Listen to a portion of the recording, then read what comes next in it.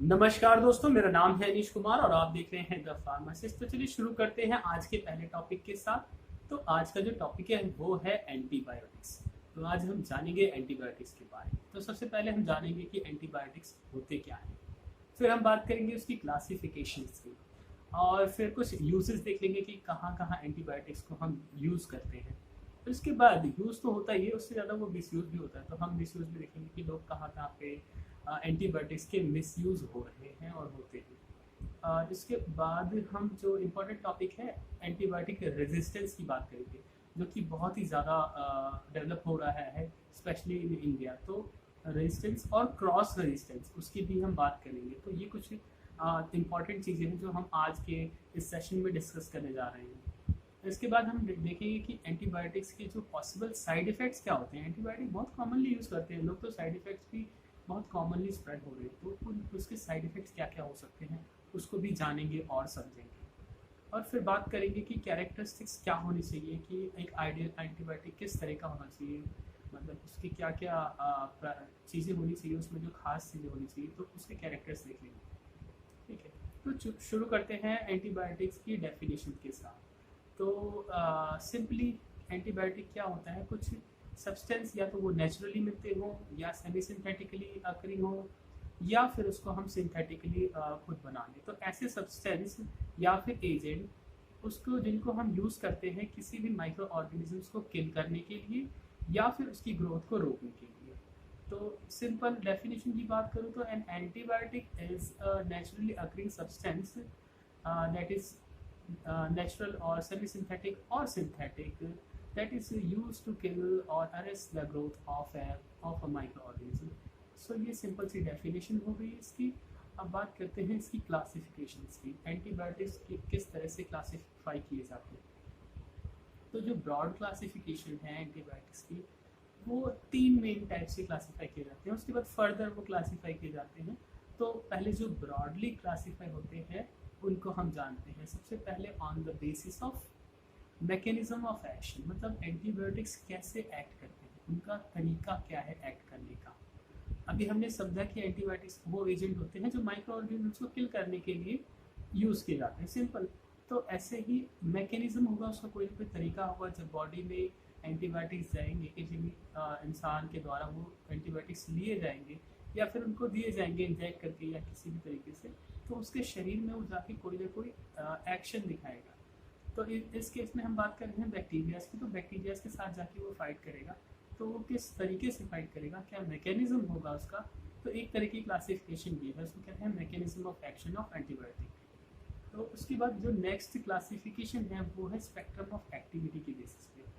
मतलब कि एक एंटीबायोटिक कई तरह के बैक्टीरियाज को किल कर सकता है, तो वो हो जाएगा ब्रॉड स्पेक्ट्रम। और एक एंटीबायोटिक सिर्फ कुछ तरह के बैक्टीरियाज को ही किल कर रहा है, कुछ स्टेन्स को ही किल कर रहा है, तो वो हो जाएगा नैरो स्पेक्ट्रम। तो मतलब जितने ज़्यादा बैक्टीरियाज को वो किल करेगा वो उसका वाइड स्पेक्ट्रम हो जाएगा, जितने कम को करेगा यानी वो नैरो स्पेक्ट्रम एंटीबायोटिक है। तो इस तरह से वाइड स्पेक्ट्रम और नैरो स्पेक्ट्रम एंटीबायोटिक्स की भी क्लासिफिकेशन है एक, है ना। इसके बाद जो थर्ड जो ब्रॉड क्लासिफिकेशन है वो है मोड ऑफ एक्शन।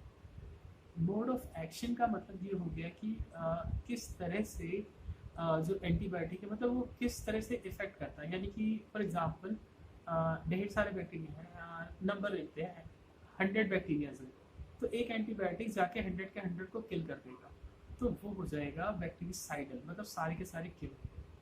अब कुछ एक एंटीबायोटिक होगा जो कि 100 में से सिर्फ 50 को किल करेगा, या फिर वो उसको बढ़ने नहीं देगा, मतलब 100 है तो 100 के 200 नहीं होने देगा, उसको रोक देगा वहीं पे। ठीक है, लेकिन जो दूसरा वाला था वो 100 के अगर 200 हो रहे तो वो सबको किल कर देगा, मतलब सारे किल कर रहा है, तो वो बैक्टीरियासाइडल हो गया। लेकिन जो बढ़ने नहीं दे रहा है या फिर 100 से 50 कर दिया उसने, तो वो हो गया बैक्टीरियोस्टेटिक। तो इस तरह से बैक्टीरियोस्टेटिक और बैक्टीरियोसाइडल की एक क्लासिफिकेशन होगी। तो ये ब्रॉड क्लासिफिकेशन थी तीन जो। अब इसके बाद जो फर्दर इसको क्लासीफाई किया जाता है उसको हम थोड़ा डिटेल में देख लेते हैं। तो सबसे पहले देखते हैं कि on the basis of mechanism of action. तो इसके बाद ये मैकेनिज्म ऑफ एक्शन के बेसिस पे भी उसके बाद ये फर्दर कैसे क्लासीफाई होता है। तो जो एंटीबायोटिक है बॉडी में जाने के बाद डिफरेंट डिफरेंट टाइप से एक्ट करता है बैक्टीरिया के अगेंस्ट। तो उसी के बेसिस पे हम इसको क्लासीफाई करते हैं। तो सबसे पहला काम जो होता है या सिंपली जो कोई एंटीबायोटिक एक्ट करता है बैक्टीरिया पे, वो है उसकी प्रोटीन सिंथेसिस को इनहिबिट कर देगा। प्रोटीन सिंथेसिस का मतलब ये है कि बैक्टीरिया में एक इम्पॉर्टेंट कंपोनेंट है प्रोटीन। तो प्रोटीन सिंथेसिस का मतलब प्रोटीन का बनना। तो कोई भी लिविंग ऑर्गेनिज्म, चाहे वो बैक्टीरिया हो या फिर कोई ह्यूमन ही क्यों ना हो, तो उसके अंदर प्रोटीन बहुत इंपॉर्टेंट कंपोनेंट है। तो ऐसे ही बैक्टीरिया में प्रोटीन इंपॉर्टेंट होता है, तो प्रोटीन के बनने को ही तोड़ देता है ये एंटीबायोटिक। तो एक तरह ये तरीका है इसका मैकेनिज्म कि वो उसको उसकी ग्रोथ को रोक देता है, यानी उसको किल कर देता है। ठीक है, तो एक हो गया प्रोटीन सिंथेसिस इनहिबिशन हो गया या इनहिबिटर्स। अब उसके बाद जो नेक्स्ट क्लासिफिकेशन इसमें देखते हैं सेल वॉल सिंथेसिस इनहिबिटर। तो सेल वॉल का मतलब ये हो गया कि जो बैक्टीरियाज हैं उसके आउटर जो मेम्ब्रेन होती है तो उसको सेल वॉल कहते हैं। जो आउटर थिक मेम्ब्रेन या थिक वॉल जो होती है उसको कहते हैं सेल वॉल। तो उसके अंदर क्या होता है, सेल वॉल प्रोटेक्ट करती है सेल के ऑर्गेनल्स को, जैसे गोल्जी एपरेटस, माइटोकॉन्ड्रिया, है ना। तो इस तरह के जो भी उसके अंदर सेल के जो कंपोनेंट होते हैं उनको सेल ऑर्गेनल्स कहते हैं। तो वो बहुत ही इंपॉर्टेंट और क्रूशियल होता है, मतलब सेल वॉल उसको बचा के रखती है बेसिकली, एक प्रोटेक्शन बैरियर होता है। तो फिर ये जो हम एंटीबायोटिक देते हैं वो सेल वॉल को जाके ब्रेक कर देता है और वो सेल ऑर्गेनल फिर वो मतलब इजीली फिर रप्चर हो जाते हैं। फिर उसको कोई भी पैथोजन मतलब कोई भी एंटीबायोटिक आके एक्ट करता है, मतलब इजीली वो किल हो जाते हैं। फिर हमारी बॉडी के जो डिफेंस मैकेनिज्म है, जो इम्यून सिस्टम है, वो आके उसको फिर इजीली किल कर सकता है। तो इस तरह से सेल वॉल इनहिबिटर्स या सेल वॉल सिंथेसिस का इनहिबिशन एंटीबायोटिक्स करते हैं। नेक्स्ट जो क्लासिफिकेशन है इसी के अंदर मैकेनिज्म ऑफ एक्शन के अंदर, तो वो है डीएनए सिंथेसिस इनहिबिटर।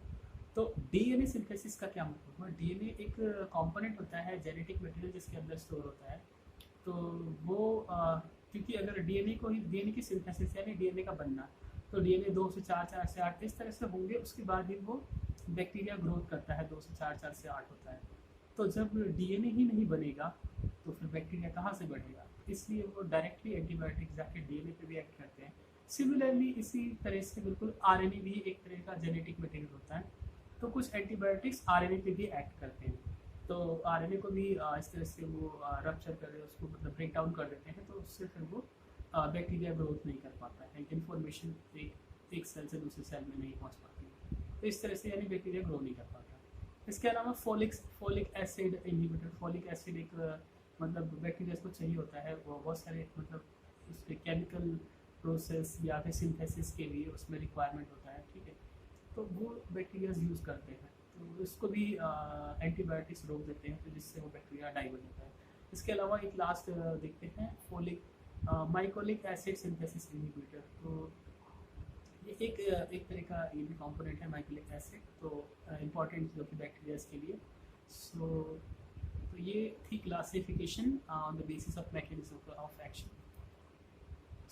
अब बात करते हैं नेक्स्ट क्लासिफिकेशन की। तो नेक्स्ट क्लासिफिकेशन जो है वो on the basis of mechanism of action है, तो उसको भी देख लेते हैं एक बार। सबसे पहले सेल वॉल सिंथेसिस इनहिबिशन की बात कर रहे हैं, सेल वॉल सिंथेसिस इनहिबिशन या इनहिबिटर्स। तो इसके कुछ एग्जांपल हैं जो कि सेल वॉल को जो ब्रेक करते हैं, वो एंटीबायोटिक्स के एग्जांपल बता रहा हूँ मैं आपको। जैसे फॉर एग्जांपल पेनिसिलिन हो गया, सिफेलोस्पोरिन हो गया, या वेनकोमाइसिन, और इसके अलावा बीटा लैक्टिनेज की बात करें तो पोलीमाइसिन, बेसिक्लासिन। तो ये कुछ एग्जांपल्स हैं। फिर बात करते हैं protein synthesis inhibitor. Protein synthesis inhibitors की अगर हम बात करें तो कुछ जो प्रोटीन सिंथेसिस इनहिबिटर्स होते हैं जो एंटीबायोटिक्स, वो कुछ 30S सब यूनिट पे बाइंड करते हैं और कुछ 50S सब यूनिट पे बाइंड। एक ये प्रोसेस है जहाँ पे सेल जो बैक्टीरियाज हैं वो खुद को मल्टीप्लाई करते हैं, जहाँ पे प्रोटीन सिंथेसिस होती है। तो कुछ सभी उसका नाम रखा हुआ है 30S सब यूनिट। तो स्पेसिफिक लोकेशन है जहाँ पे वो जाके एंटीबायोटिक बाइंड कर जाते हैं, 30S सब यूनिट या फिर 50S। तो कुछ एग्जांपल्स हैं जिसके 30S सब यूनिट पे बाइंड करते हैं जो एंटीबायोटिक, वो है अमीनोग्लाइकोसाइड्स, फॉर एग्जांपल जेंटामाइसिन। इसके अलावा टेट्रासाइक्लिन जो 30S सब यूनिट पे ही बाइंड करते हैं। फिर बात करते हैं 50S सब यूनिट की, तो उसमें जैसे मैक्रोलाइड्स हैं वो 50s सब यूनिट पे बाइंड करते हैं। इसके अलावा क्लोरोफेनिकोल हो गया या क्लिंडामाइसिन। तो इस तरह से ये 50s सब यूनिट पे बाइंड करने वाले एंटीबायोटिक्स। और अगर एग्जांपल लें, आप बात करें डीएनए सिंथेसिस इनहिबिटर्स की, तो उसका एग्जांपल हो जाएगा जैसे फ्लोरोक्विनोलॉन्स, एग्जांपल के तौर पे सिप्रोफ्लॉक्सासिन, और इसके अलावा मेट्रोनिडाजोल। तो ये डीएनए सिंथेसिस को इनहिबिट करते हैं। बात करें आरएनए सिंथेसिस इनहिबिटर्स की, तो रिफैम्पिन या रिफैम्पिसिन, तो ये हो गया इसका एग्जांपल। और अगर बात करें माइकोलिक एसिड सिंथेसिस इनहिबिटर की, तो आइसोनियाजिड इसका एक एग्जांपल है जो कि ट्यूबरकुलोसिस में यूज होता है। अब बात करते हैं फॉलिक एसिड सिंथेसिस इनहिबिशन की या इनहिबिटर्स की, तो उसके एग्जांपल हो गए सल्फोनामाइड्स और ट्राइमिथोप्रिन, बहुत ही कॉमन एग्जांपल है इसका। तो अब बात करते हैं on the basis of spectrum of activity. जैसा कि मैंने बताया कि ब्रॉड स्पेक्ट्रम और नैरो स्पेक्ट्रम होता है एंटीबायोटिक्स का। तो उसके बेसिस पे कुछ एग्जांपल देख लेते हैं कि कौन से ब्रॉड स्पेक्ट्रम एंटीबायोटिक्स है, कौन से नैरो स्पेक्ट्रम एंटीबायोटिक्स है। तो ब्रॉड स्पेक्ट्रम एंटीबायोटिक्स की बात करें तो जैसे टेट्रासाइक्लिन, क्लोरामफेनिकोल, अमॉक्सिसिलिन बहुत ही कॉमनली यूज होते हैं। सिफेलोस्पोरिन और इराइथ्रोमाइसिन ये काफ़ी कॉमनली यूज़ किए जाते हैं। तो ये ब्रॉड स्पेक्ट्रम एंटीबायोटिक है। तो इनको मतलब कई बार बिना डायग्नोसिस के भी जनरली पेन हैबिट या कह सकते हैं ये प्रिस्क्राइब किए जाते हैं जनरली, बहुत ज़्यादा कॉमनली। तो ऐसे उसके बाद देखते हैं शॉर्ट स्पेक्ट्रम या फिर नैरो स्पेक्ट्रम एंटीबायोटिक्स के एग्जांपल देखते हैं। तो इसके एग्जांपल हो गए कि पेनिसिलिन जी, फ्लॉक्सासिलिन, वैनकोमाइसिन, बेसिट्रासिन और फ्लूक्सासिलिन। तो ये एग्जांपल हो गए इनके सिंपली। तो बात करते हैं मोड ऑफ एक्शन। जैसा कि मैंने बताया कुछ बैक्टीरियासाइडल होते हैं, कुछ बैक्टीरियोस्टेटिक होते हैं। बैक्टीरियासाइडल वो जो बैक्टीरिया को पूरी तरह किल कर देते हैं, और बैक्टीरियोस्टेटिक वो होते हैं जो बैक्टीरिया की ग्रोथ को रोक देते हैं। तो ये इसमें जो कुछ एंटीबायोटिक्स हैं, यानी कि अगर उनकी प्रॉपर डोज दे दी जाए, जैसे फॉर एग्जांपल हम कहते हैं कि एंटीबायोटिक का एक कोर्स होता है पूरा, ठीक है, तो जैसे 3 दिन का, 5 दिन का, या जो भी 1 हफ्ते का, ठीक है। तो उस पूरे कोर्स को, जैसे फॉर एग्जांपल ट्यूबरकुलोसिस के केस में 6 महीने तक दवाइयाँ चलती हैं। तो उस केस में अगर पूरी 6 महीने तक आप ट्रीटमेंट देते हो, तो वो एक तरह से बैक्टीरियासाइडल का काम कर रहे हैं एंटीबायोटिक्स। लेकिन वही अगर 6 महीने से पहले अगर छोड़ दी जाए तो बैक्टीरिया स्टेटिक है, मतलब बैक्टीरिया स्टे तो हो गया है, लेकिन इन फ्यूचर उसके चांसेस है कि वो फिर से ग्रो कर जाए। तो ये डिफरेंस है। तो एक मतलब एक ही एंटीबायोटिक दोनों तरह से काम कर सकता है, bactericidal as well as bacteriostatic. फिर भी इसके एग्जांपल देखते हैं। जो मेनली कुछ एंटीबायोटिक्स होते हैं वो जनरली बैक्टीरियासाइडल ही होते हैं, और कुछ होते हैं बैक्टीरियोस्टेटिक ही काम करते हैं। तो बैक्टीरियोस्टेटिक के एग्जांपल जैसे कि टेट्रासाइक्लिन, क्लोरोफेनिकोल, इराइथ्रोमाइसिन और लिंकोमाइसिन के एग्जांपल हो गए। और बैक्टीरियासाइडल की बात करें तो सेफेलोस्पोरिन, पेनिसिलिन, इराइथ्रोमाइसिन, अमीनोग्लाइकोसाइड और कोट्राइमोक्सोजोन ये एग्जांपल्स हो गए। तो अब बात करते हैं यूजेस की, बहुत ही इंपॉर्टेंट टॉपिक, जो कि एंटीबायोटिक्स कहाँ कहाँ पे यूज़ किए जाते हैं। तो सबसे ज़्यादा वाइडली यूज़ होते हैं ये जो भी इन्फेक्शन हो जाए कहीं पे भी पूरे शरीर में, तो एंटीबायोटिक सबसे पहले प्रेफर किए जाते हैं, ठीक है। तो कुछ एग्जांपल देखते हैं। जैसे निमोनिया में सबसे ज़्यादा एंटीबायोटिक्स, डेफिनेटली एंटीबायोटिक्स के बिना निमोनिया ठीक नहीं हो पाता है। तो निमोनिया हो गया, सेप्सिस यानी कोई इन्फेक्शन हो गया है, ठीक है। उसके अलावा मेनिंजाइटिस, इसके अलावा गॉल इन्फेक्शन हो गया, स्किन इन्फेक्शन है कोई, या फिर म्यूकस मेम्ब्रेन इन्फेक्शन हो गया, म्यूकस है ना। तो उसके अलावा डिप्थीरिया, गायनोकोलॉजिकल इन्फेक्शंस हो सकते हैं, और ईएनटी है ना, आई, नोज एंड थ्रोट, ठीक है, इन्फेक्शन हो जाए। इसके अलावा फंगल इन्फेक्शन हो जाए, कहीं पे भी हो सकता है ये फंगल इन्फेक्शन ज़्यादातर, और मतलब बॉडी के ऐसे पार्ट जहाँ पे पसीना ज़्यादा आता है वहाँ पे जनरली ये हो जाते हैं फंगल इन्फेक्शन।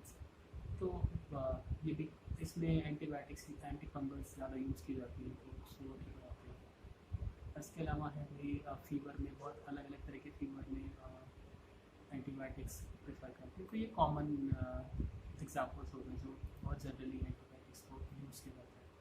अब बात करते हैं मिस यूज़ की। एंटीबायोटिक बहुत ही ज़्यादा मिस यूज़ भी किया जाता है, तो ये बहुत ज़्यादा मिस यूज़ भी किए जाते हैं। तो एंटीबायोटिक्स को देखते हैं कि कहाँ कहाँ पे ये मिस यूज़ किए जाते हैं।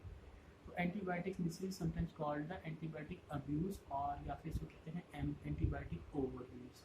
इसको एंटीबायोटिक अब्यूज़ भी कह देते हैं, ओवर यूज़ कैसे कह देते हैं। तो इसके बाद इससे क्या होता है कि सीरियस हेल्थ इफेक्ट अभी बहुत दुष्प्रभाव पड़ते हैं शरीर पे। तो इसीलिए ज़्यादा यूज़ कर लिया तो इससे, या ओवर यूज़ कर लिया मतलब लंबे टाइम तक यूज़ कर लिया, या फिर ज़्यादा क्वांटिटी या ज़्यादा डोज में यूज़ कर रहे हैं, ठीक है। तो इस तरह से ये नुकसान पहुँचाते हैं। और ज़्यादा एंटीबायोटिक्स मतलब 2-3 एंटीबायोटिक्स एक साथ, वो उसका भी है नुकसान होता ही है बॉडी पे। फ़ायदे मिलते हैं वो अलग चीज़ है, लेकिन नुकसान भी होता है। और सिंपली अगर एंटीबायोटिक यूज़ भी करते हैं तो उसका भी नुकसान होता है। लेकिन हम यहाँ मिस यूज़ की बात कर रहे हैं, तो मिस यूज़ गलत तरीके से यूज़ करना एक तरह से मिस यूज़ हो गया, या फिर बिना प्रिस्क्रिप्शन के, बिना डॉक्टर की सलाह के यूज़ करना ये एक तरह का मिस यूज़ है। तो तो इसके जो नुकसान जो होते हैं वो मल्टी ड्रग रेजिस्टेंस में होता है। मल्टी ड्रग रेजिस्टेंस का मतलब ये हो गया कि एक ही मतलब एक एंटीबायोटिक उसकी पूरी उसी की सेम कैटेगरी के और भी एंटीबायोटिक काम नहीं करेंगे, और इस तरह से मतलब बहुत सारे एंटीबायोटिक फेलियर हो जाता है। मतलब आप इन फ्यूचर अगर कोई इन्फेक्शन होता है तो वो एंटीबायोटिक आपको नहीं काम करेगा, तो इस तरह से वो इन्फेक्शन हो जाते हैं। तो काफ़ी सारे और उसके वजह से और भी डिजीज हो सकती है, राइट। तो बात करते हैं रेजिस्टेंस को, थोड़ा समझते हैं रेजिस्टेंस और क्रॉस रेजिस्टेंस होता क्या है। तो सबसे पहले बात करते हैं कि रेजिस्टेंस क्या होता है। रेजिस्टेंस जैसे फॉर एग्जांपल नॉर्मली यूज़ कर रहे हैं कोई एंटीबायोटिक, ठीक है, तो उसकी फॉर एग्जांपल 1 ग्राम डोज है, ठीक है, 1 ग्राम डोज फॉर एग्जांपल 5 दिन तक देंगे, 5 दिन तक वो हो गया, उसको दे दिया, ये एक नॉर्मल डोज है, ठीक है। उसके बाद भी क्या होता है कि वो बैक्टीरिया उसके लिए इनफेक्ट मतलब उसके खिलाफ रेजिस्टेंस डेवलप कर लेगा, मतलब उससे वो पेशेंट ठीक नहीं हुआ। तो इसके कुछ कारण हो सकते हैं, जैसे मान लो कि 5 दिन की डोज है, एक ही दिन दिया या 2 दिन दिया, तो क्या होगा कि वो बैक्टीरिया पूरी तरह से किल नहीं हो पाएंगे, तो वो दोबारा से ग्रो करने लगेंगे। लेकिन अब जो दोबारा से वो ग्रो करेंगे तो वो क्या करेंगे, उस एंटीबायोटिक के खिलाफ रेजिस्टेंस डेवलप कर लेंगे, उसको वो जाना पहचाना होगा, क्योंकि एक बार आ गया, थोड़ी कम क्वांटिटी आई और पूरी तरह से उसको किल नहीं कर पाई, तो फिर वो बैक्टीरिया उसको पहचान लेंगे कि हाँ भाई इस तरह का एंटीबायोटिक था, और उसके बाद फिर वो मतलब रेजिस्टेंस डेवलप हो जाएगा उसमें। तो अब जब अगली बार आप वही एंटीबायोटिक दोगे तो फिर वो काम नहीं करेगा, तो एक तरह से रेजिस्टेंस डेवलप होगा। क्रॉस रेजिस्टेंस क्या होता है कि एक कैटेगरी, एक मतलब ये ना, इनकी भी क्लासिफिकेशन होती है। जैसे फॉर एग्जांपल पेनिसिलिन हो गया, अमोक्सिसिलिन हो गया, तो पेनिसिलिन का एग्जांपल है जैसे कि एम्पिसिलिन, अमोक्सिसिलिन। तो इस तरह से ये एक ही क्लास, या यूँ कह लें एक ही फैमिली के, या एक ही परिवार के कई सारे सदस्य हैं। तो यानी एक सदस्य से अगर आपकी दुश्मनी हो गई तो समझ लो पूरे परिवार से दुश्मनी लगी। तो इस तरह से ये एंटीबायोटिक का एक से रेजिस्टेंस हुआ तो समझ लो पूरे परिवार के एंटीबायोटिक आपके लिए कामयाब नहीं होंगे या काम नहीं करेंगे, तो उनका असर बिल्कुल नहीं होगा। तो इसी तरह से पूरी क्लासिफिकेशन ही बेकार हो जाती है वो एक पर्टिकुलर बीमारी के लिए या पर्टिकुलर पर्सन के लिए। तो ये हो गया क्रॉस रेजिस्टेंस। अब बात करते हैं कुछ साइड इफ़ेक्ट्स की, जो एंटीबायोटिक्स के जो कॉमन साइड इफ़ेक्ट्स होते हैं या नॉर्मली देखे जाते हैं, तो वो साइड इफ़ेक्ट्स क्या क्या हो सकते हैं। तो डायरिया है, ब्लॉटिंग है, इंडाइजेशन मतलब डाइजेस्ट नहीं हो पा रहा है, इसके अलावा एब्डोमिनल पेन है, पेट में दर्द होता रहता है। होता क्या है ना कि एंटीबायोटिक जब हम देते हैं तो वो तो बैक्टीरिया को किल करता ही है, मतलब पैथोजन जो बीमारी फैलाने वाले जो माइक्रो ऑर्गेनिज्म होता है उनको किल कर रहा है, लेकिन हमारी जो खुद की गट फ्लोरा होती है, जो गुड बैक्टीरिया जिन्हें कहते हैं, तो उनको भी ये किल करता है ऑब्वियसली, कहीं ना कहीं थोड़ा बहुत उनको भी डैमेज पहुंचाता है। तो उससे क्या होता है कि हमें पॉजिटिव मतलब फ़ायदा तो ज़्यादा होता है, लेकिन नुकसान भी कहीं ना कहीं थोड़ा बहुत होता ही होता है। तो इस तरह से एब्डोमिनल पेन यानी पेट में दर्द हो जाना, भूख का ना लगना, है ना, लॉस ऑफ एपेटाइट, और इसके अलावा सिक रहना, बीमार रहना, थोड़ा थोड़ा लगता है कि बीमार है, एंटीबायोटिक दवाइयाँ खा ली तो बीमार है, मतलब हम अच्छा फील नहीं करते, थोड़ा थोड़ा ऐसा लगता है। स्किन जो है वो इची रहती है, खुजली होती है, गर्मी लगती है, इस तरह की कफिंग, खांसी बहुत ज़्यादा आती है। और कई बार क्या होता है कि एलर्जी हो जाती है बहुत, तो लाइफ थ्रेटनिंग वो एलर्जीज भी हो सकती है। अब बात करते हैं कि आइडियल एंटीबायोटिक कैसा हो सकता है या कैसा होना चाहिए, तो उसके कैरेक्टरिस्टिक्स क्या हो सकते हैं। आइडियल देखो एंटीबायोटिक क्या होते हैं, वो टॉक्सिक मतलब अगर आपने सही से नहीं लिया तो वो नुकसान पहुंचाते हैं। तो आइडियल एंटीबायोटिक क्या हो सकता है? सिलेक्टिवली ये नॉन टॉक्सिक होना चाहिए, होस्ट यानी कि जो ले रहा है उसको नुकसान नहीं पहुंचाना चाहिए, साइड इफ़ेक्ट्स कम होने चाहिए, मतलब वही साइड इफ़ेक्ट्स नहीं होने चाहिए, और सॉल्यूबल होना चाहिए, मतलब आपने खाया तो इजीली वो बॉडी में चला जाए, और कम क्वांटिटी में ज़्यादा इफेक्ट दिखाए, और अच्छे से पूरे शरीर में घुल जाए, मतलब पूरे शरीर में पहुंच जाए।